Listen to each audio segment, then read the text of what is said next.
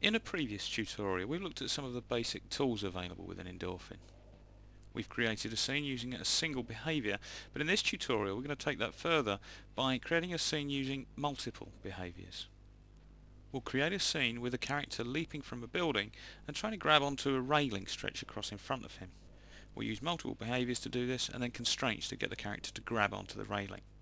We're going to assume some basic knowledge of the tools available within Endorphin for this tutorial, but you can always refer to the reference manual at any point if you need further help. So let's begin by opening a pre-prepared scene. So we'll go to the File menu, Open Scene, and navigate to the Tutorial 2 Using Multiple Behaviours directory, which is in your installation directory, and from there select Tutorial 2 Using Multiple Behaviours Begin. Now there's something to bear in mind whenever you're working in Endorphin, and that is that when you simulate a scene, the simulation is calculated forward in time, so that any motion on any given frame is dependent on the motion on the previous frame, and that on the motion on frames previous to it. So for example, if you were to create a run, a jump and a roll, going back and changing the run would affect the jump and therefore the roll. All of this means that you should always work with your animation from start to finish, signing off each section of it once you're happy with it before you move on. So let's look at our scene now, and we have our standard character standing on a large block which represents a building, and in front of him is this bar which represents a railing, and we want him to leap from the building and grab hold of the railing and swing. Let's simulate now just to see what we get without anything on the timeline. And the character just falls and flops under gravity, falls to the ground, as you'd expect. So let's return to frame 0. And the first thing we want to do is add a jump behaviour. So let's go to our character 01's timeline, right click in that timeline and select Create Behaviour Event. We'll move that up to begin at frame 0 and then stretch it out so that it finishes somewhere in the region of frame 71. Now these values I'm giving, you can use these if you wish to get the same behaviours I'm going to get, but feel free to experiment with these values, and obviously changing these values will give you different results. So now we want to change the default behaviour type from arms windmill to a jump and dive behaviour, because we want our character to jump from this block. So we'll move to its property view, the behaviour property view, and under the name field select jump and dive. And now if we simulate, we can see the character tries to leap from the building but just flips and lands on the floor. So there are a couple of things we want to change here. If we move in a little and run through this animation, you can see his feet are slipping on that block, and also the strength of his jump, the distance he jumps, is not great enough to reach the bar. So the first thing we're going to change is the strength of that jump. So we'll select the jump and dive behaviour in the timeline, move up to its property view. You can see under its variables section there's a strength property, and that represents the strength in his leg. So we'll change that from 0.5 to 1, which should make him jump further. And now if we simulate, you can see that though he's not actually travelling much further, the jump is more powerful and he flips even more times before he lands. But he's not going any further because his feet are still slipping on this block surface. Now Endorphin has a notion of materials for its collision objects. So if I select this block and move up to its property view, you can see that it has a material field, and the setting there is currently default. If I click on default, you can see that there are various other material types I can select, and each of these material types has a set of properties associated with it. Some, for example, are more slippy than others, some are more grippy, some are more bouncy. The default material type is reasonably slippy, which is why our character's feet are slipping on that block. We want to change that to tarmac. And now if we simulate, I'll just pull back a little there, you can see that he has a lot more grip. The character leaps all the way across and actually hits the bar. But currently our character is just leaping in the direction he's facing. He's not really reaching for anything. He's not really reaching for the bar, which is what we want him to do. So we're going to use another behaviour to begin immediately after the jump and dive to make him look at and reach for this bar. So let's move down to the character's timeline and left click on the character name to select him, and this time we'll use the button in the main toolbar to create a behaviour for that character.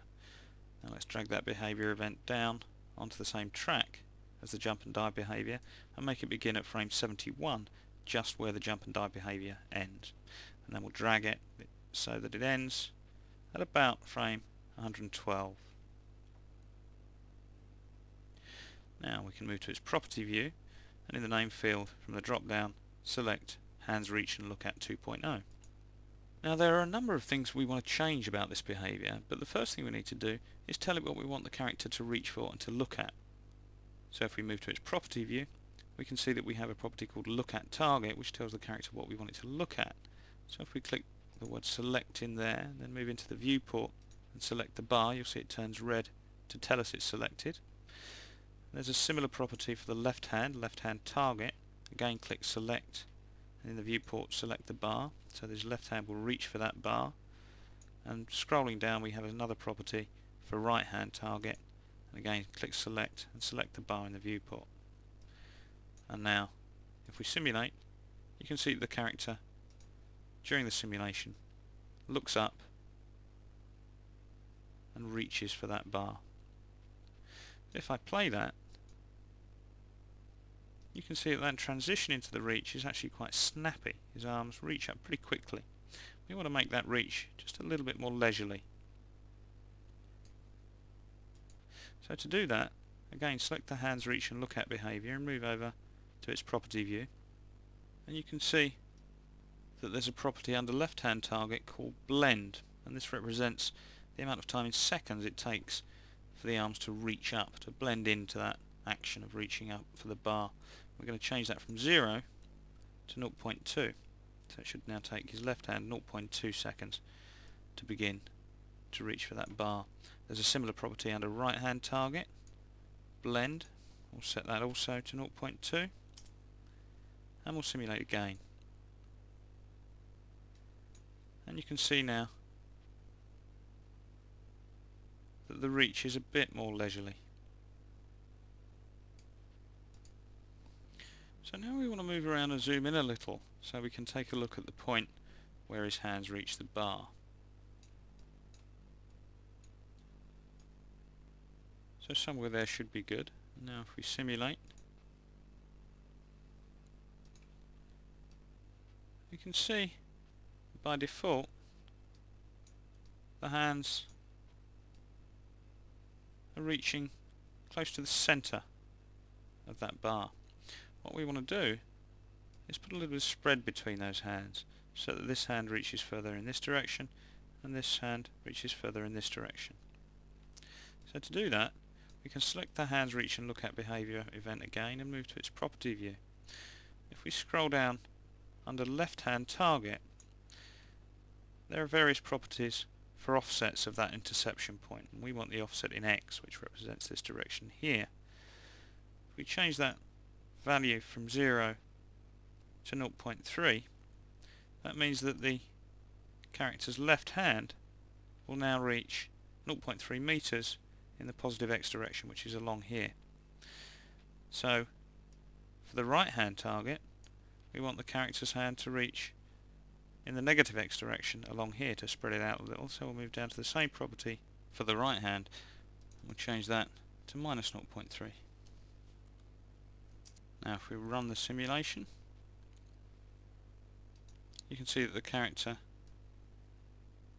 reaches slightly wider than he did initially and makes contact with the bar.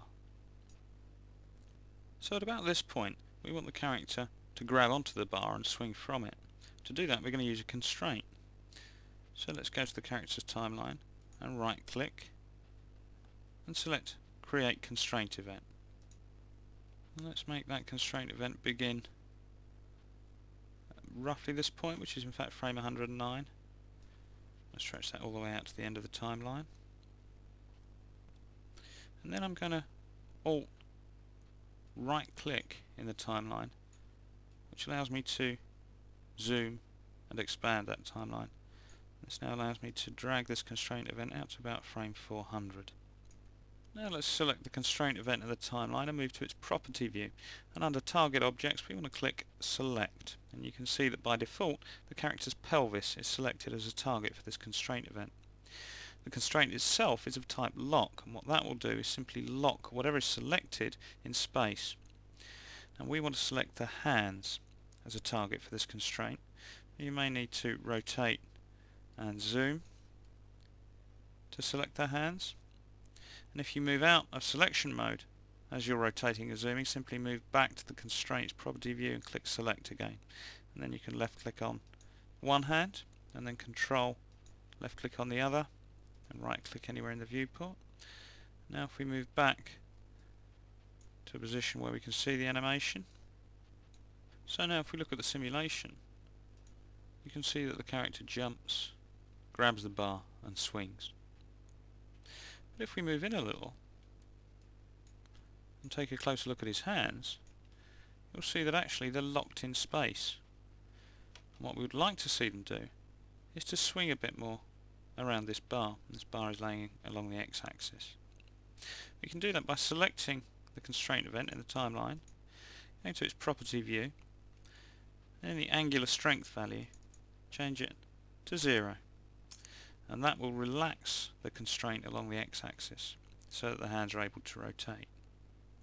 So now let's take a look at the simulation again, and this time you can see that the hands are much more relaxed in X and they actually swing and rotate a little with the rest of the character. So now let's move out again,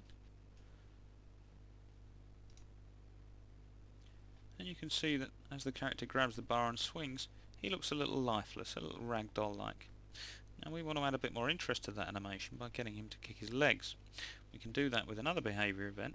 So if we go to the character's timeline and right click, select create behavior event, we can slide that along to begin at the end of the hands reach and look at behavior, which is frame 112, and we'll extend it to finish at frame 400 along with a constraint.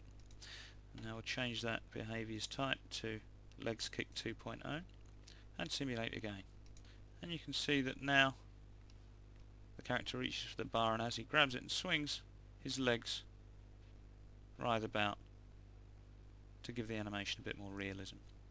So you can see how it's possible to combine various different behaviors in sequence to get a realistic animation, and of course by changing the parameters and timings of these events you can end up with a huge variety of different motions.